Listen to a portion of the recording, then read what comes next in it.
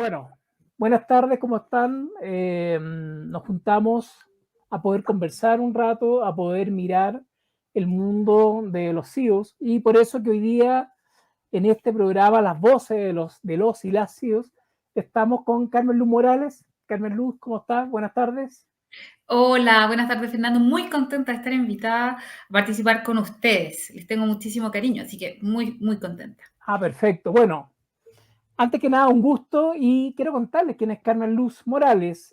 Carmen Luz es ingeniero comercial, tiene un máster en marketing, fue gerente general de People and Partner y hoy día es la CEO de WayUp. ¿Ya?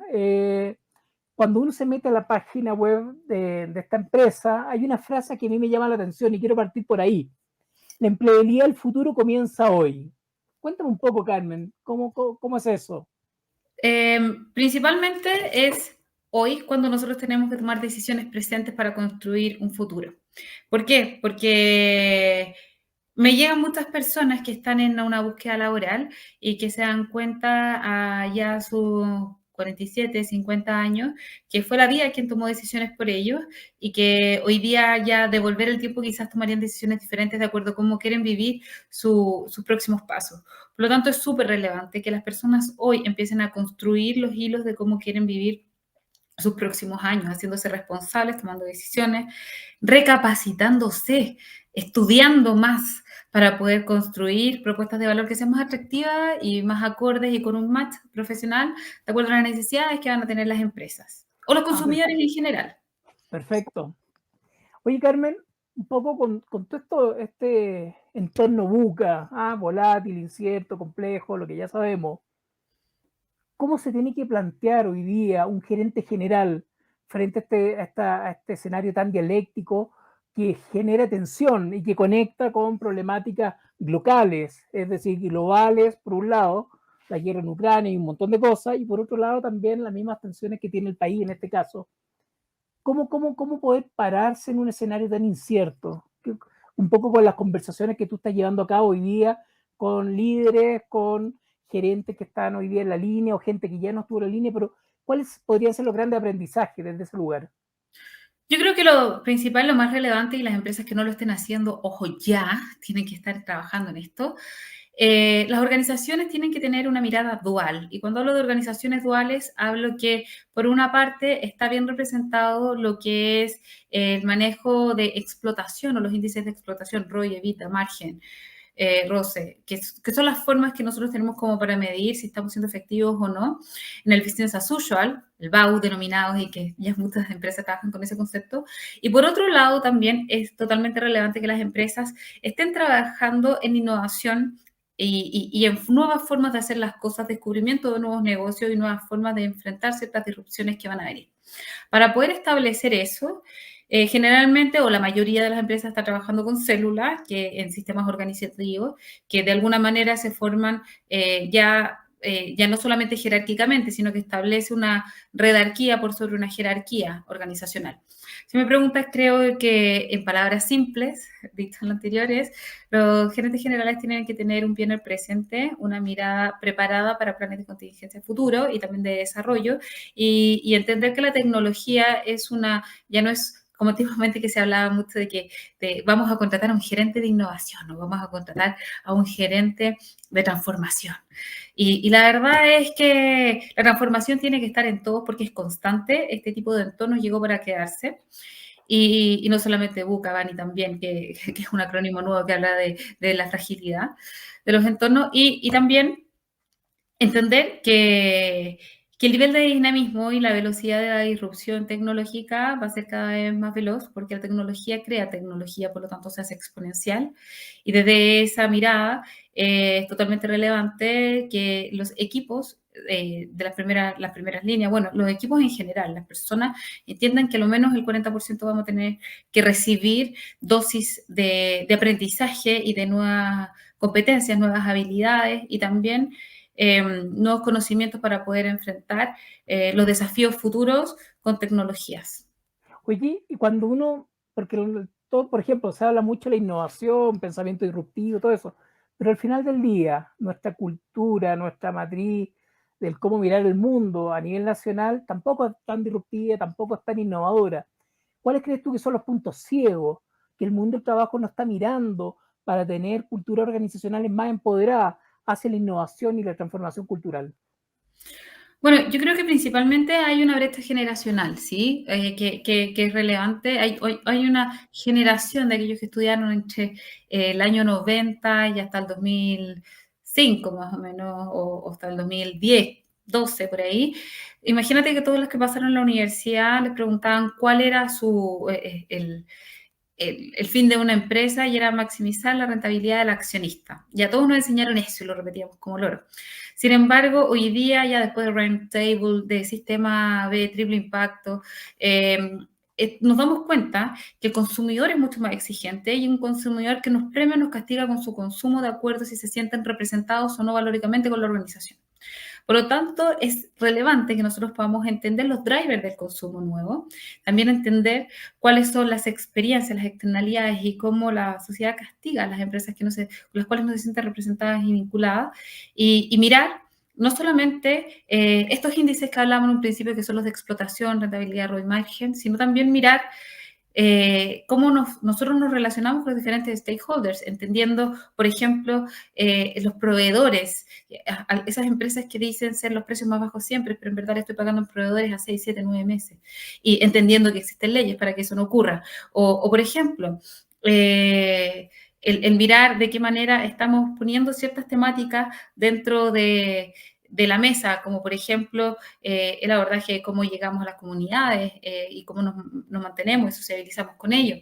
El construir una marca empleadora para nuestros colaboradores, para que se sientan orgullosos y efectivamente vivan lo que es el propósito, a lo menos sientan que viven el propósito, no lo que dice ser el propósito, y la construcción a partir de eso. Yo siento que hay múltiples puntos ciegos, yo creo que hemos avanzado, hoy día se están poniendo sobre la mesa, existe una forma muy colaborativa de relacionarnos nosotros entre líneas ejecutivas, entre las mismas líneas del área de recursos humanos, entre los mismos gerentes generales, en grupos, etcétera, donde se pueden compartir buenas prácticas. Por ejemplo, en países donde no existen este nivel de colaboración, yo creo que es una de las áreas que fue pionera en construir colaborativamente, relacionarse mediante chat, WhatsApp y vivir, y necesito esto que están haciendo ustedes, fue las áreas de recursos humanos dentro de la organización, y eso se ha multiplicado a niveles ejecutivos. Oye, Carmen Luz, perdona, y desde ese lugar, porque en el fondo, claro, yo creo que surge un tremendo futuro del cómo expandir y generar organizaciones más conscientes, con mayor masa crítica, que literalmente puedan escalar a nivel de innovación, creatividad o mejorar la gestión. Pero ¿cómo se vive la contradicción, por ejemplo, que en Chile más del 50% de la fuerza laboral con jornada completa tiene un salario que no supera la línea de la pobreza? ¿Cómo se convive en esa tensión para poder literalmente apalancar un escenario mejor de vida laboral y a la vez también de mejores resultados como organización? Yo creo que es extremadamente establecer soluciones sistémicas.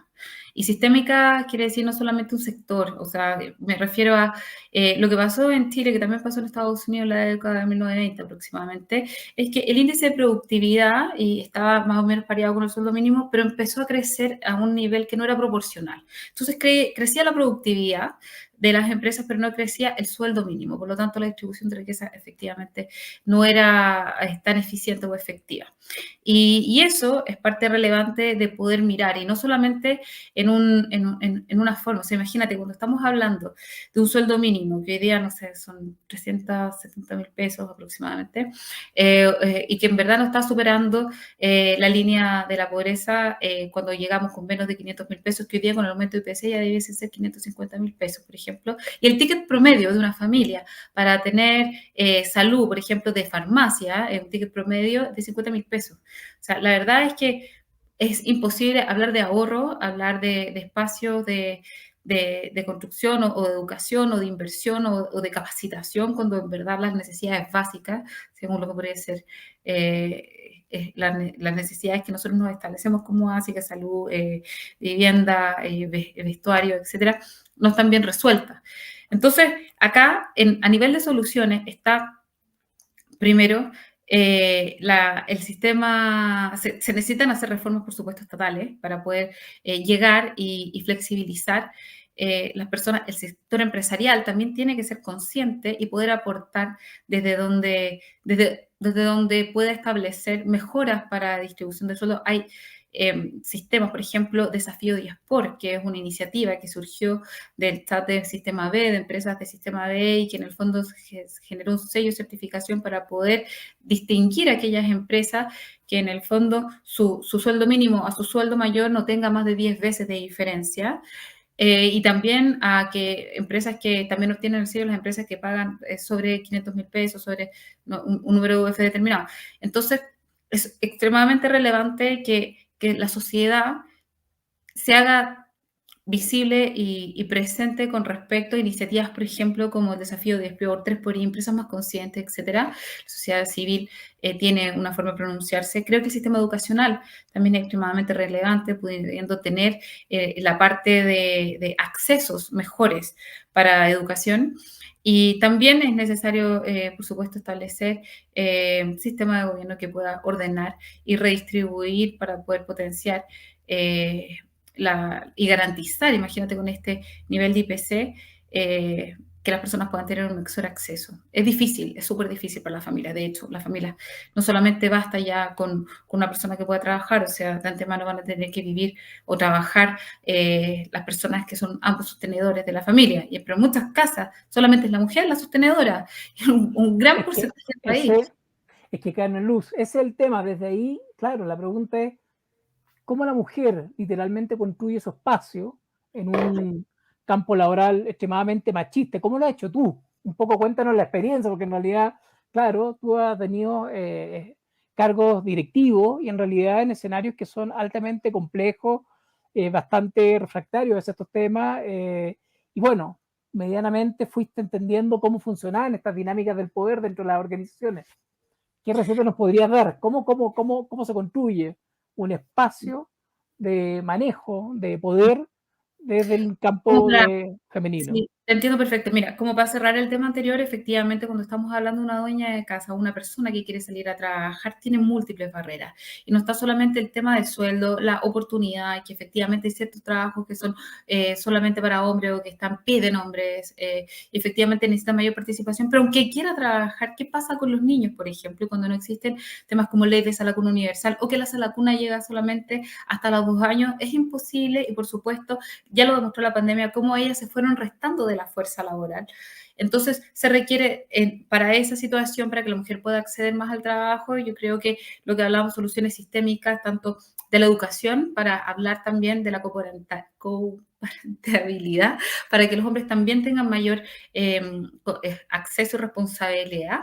Y la corresponsabilidad simplifica, es decir, bueno, somos ambos responsables de esto y nos tenemos que hacer cargo ambos de los niños y el cuidado. Carmen Luz, perdona, pero es que ahí me la dejaste rebotando. La pregunta es, Sí. ¿por qué el uso del postnatal masculino no se usa casi?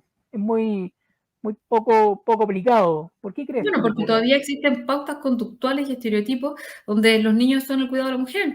Y de verdad yo me acuerdo que uno de mis compañeros cuando estaba en una empresa, la que adoro, que es Enjoy, tomó el post natal masculino y fue de verdad súper cuestionado, no cuestionado ¿Cómo le él, fue? ¿Qué le interpelado. dijeron? Él lo pasó bien, o ¿Ya? sea, un tremendo cariño, él lo pasó bien, estuvo con su hijo, estaba muy consciente y me acuerdo que para mí fue súper admirable.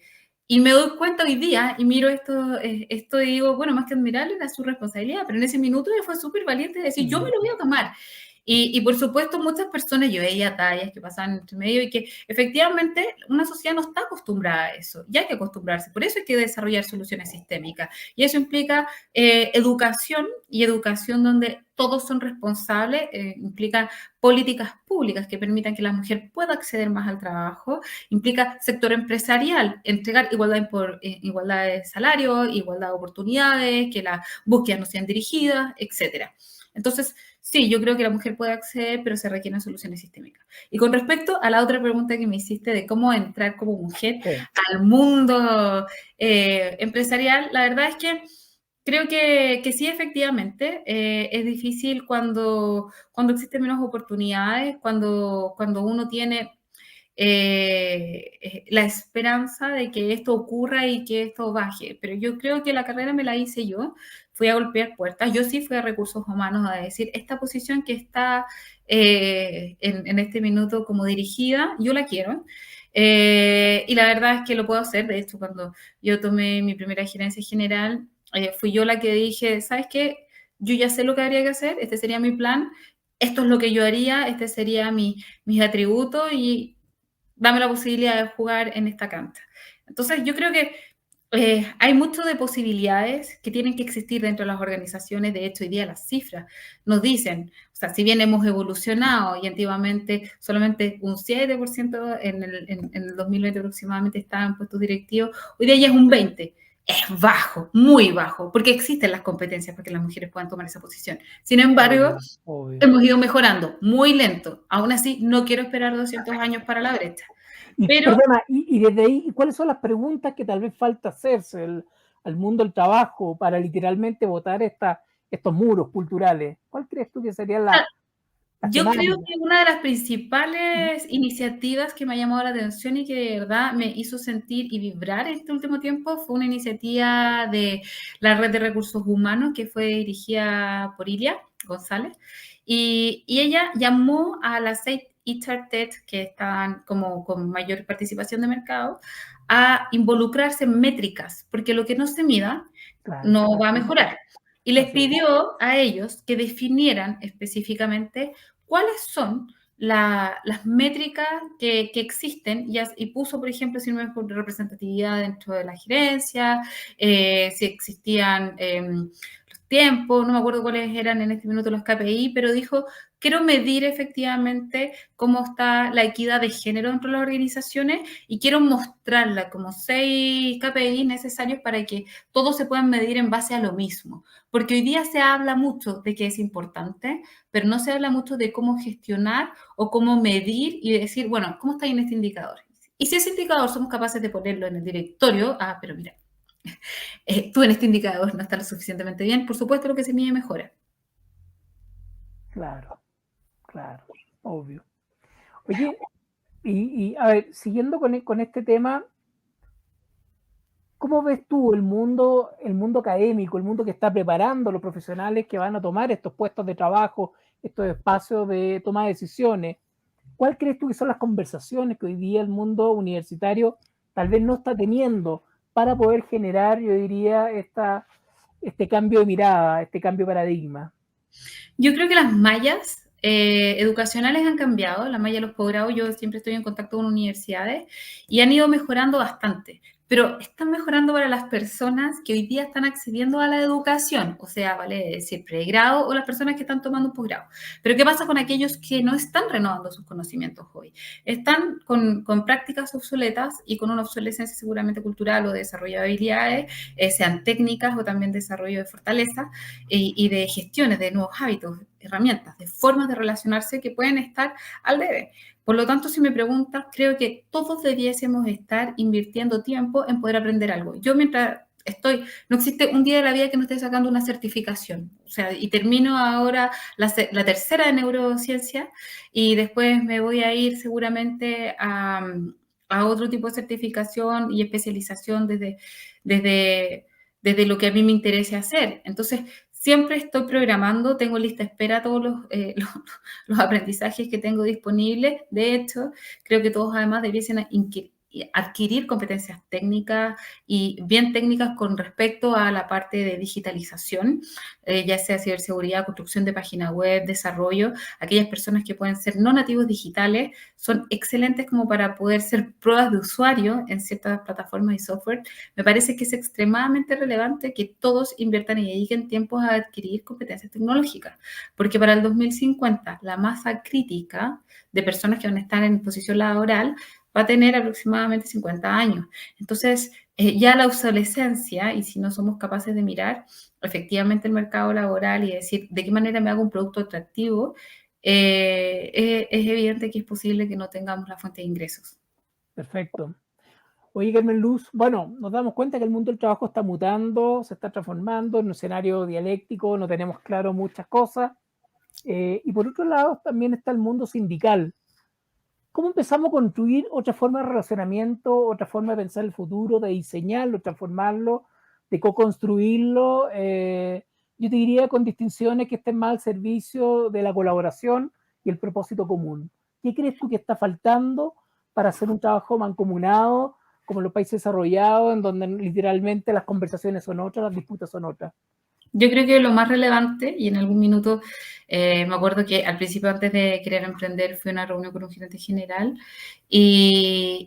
para una posición de gerente de recursos humanos, y me preguntaron a mí con respecto al tema de sindical y, por supuesto, mi respuesta fue bien clara. La relación con los sindicatos se construye en forma diaria, no cada 2 años cuando vas a negociar colectivamente. Claro. Significa que todo es diario y es una comunicación entendiendo que ellos están velando por ciertos principios, y eso es parte de lo que yo tengo que acompañar para que efectivamente se transforme en una fuente colaborativa. Pero es diaria, es trabajar y transmitir, es saber escuchar, es saber entender las diferencias que existen, es hacer, por ejemplo, un mapa de empatía y de poder medir, por ejemplo, la diferencia que tiene. Y a mí me pasa, de repente yo veo gente que dice, no, pucha, pero ¿cómo no llegó a la reunión? Chuta, pero una mujer que vive en Maipú y que tiene que atravesar 2 horas y tiene que dejar entre medio el hijo el colegio, y además se tiene que ir más temprano porque si no, no alcanza a llegar. Entonces, de repente esa ceguera de no visibilizar tiene que ser parte de construir relaciones de confianza y coherencia consistentemente. Nosotros no podemos vivir un propósito que efectivamente no practiquemos, y eso es parte de incluir a todos. Perfecto. Oye, el mundo del liderazgo, el mundo de la mujer, que hoy día está tomando estas fuertes responsabilidades, ¿qué es lo que cree que está esperando a nivel de agenda, de temas que empiezan a surgir para poder literalmente avanzar en el proceso de consolidar un poco el rol de la mujer en el mando del mundo empresarial? ¿Qué es O lo que sea, tendría que moverse en la agenda temática? yo creo que los temas de paridad, de género, fueron con todo la importancia que se le dio, permitió avanzar mucho en el sistema público, pero todavía no avanza lo suficiente en el sistema privado. Entonces, es importante que efectivamente sean temáticas abordables y que se den ese espacio para equiparar el número de personas. Si hoy día existen 52 mujeres en Chile, sería relevante que también existieran en las líneas de gerencia, y también la representación en directorios. Por ejemplo, hoy día en los directorios solamente un 12%, si no me equivoco, fue la última cifra, de mujeres de participación en directorios. Bajo, todavía es muy bajo.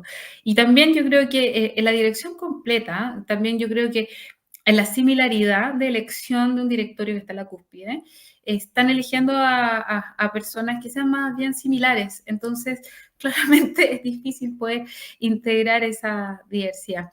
Y para eso es importante romper ciertos paradigmas. De hecho, creo que deberían haber representaciones generacionales, representaciones de diferentes áreas. Por ejemplo, recursos humanos debiese estar sentado en cada uno de los directores de este país. Entonces, debiesen existir ciertas prácticas para poder mejorar todas esas cifras que soñamos y poder obtener estos cambios que queremos ver. Perfecto. Oye, bueno, Carmen Luz, estamos en el tiempo, te quiero agradecer, súper interesante tu respuesta. Estamos en un desafío, en un punto de inflexión, yo creo que se requiere de mujeres con coraje, como lo estás haciendo tú, y con las cosas que estás liderando y sacando adelante. ¿Cuál fue la pregunta que faltó, que no te hice, que te gustaría haber respondido? Mm, yo creo que hiciste todas las preguntas. A mí ¿Sí? me encanta conversar. Creo que si tuviera que decir algo que me gustaría que entregar como mensaje, creo que todos debiesen prepararse para el futuro laboral, un futuro bastante disruptivo. Todos debiesen estar aprendiendo. Learnability es la capacidad de aprender a aprender. Aquellos que no tengan acceso, busquen YouTube, a lo menos las habilidades, aprendan todo lo que puedan. Y lifelong learning es una decisión de vida, es determinar que desde hoy me declaro en un aprendizaje de mejora continua y que voy a estar declarando como un modelo de vida el estar adquiriendo nuevas competencias en forma permanente. Ese modelo de pensamiento es el que nos va a permitir mantenernos vigentes. Así que les recomendaría eso a todos. Perfecto. Carmen Luz, fue un gusto, muchas gracias y bueno, nos seguiremos viendo en las voces de las y los CEOs. Y bueno, un abrazo fraterno. Soy Fernando Vélez y estoy haciendo esta entrevista desde Colombia, así que con mucho cariño y bueno, muchas felicitaciones, Carmen Luz. Un abrazo a la distancia. Gracias. También a ti, muchas gracias, Fernando. Muchas gracias a todos, un abrazo gigante.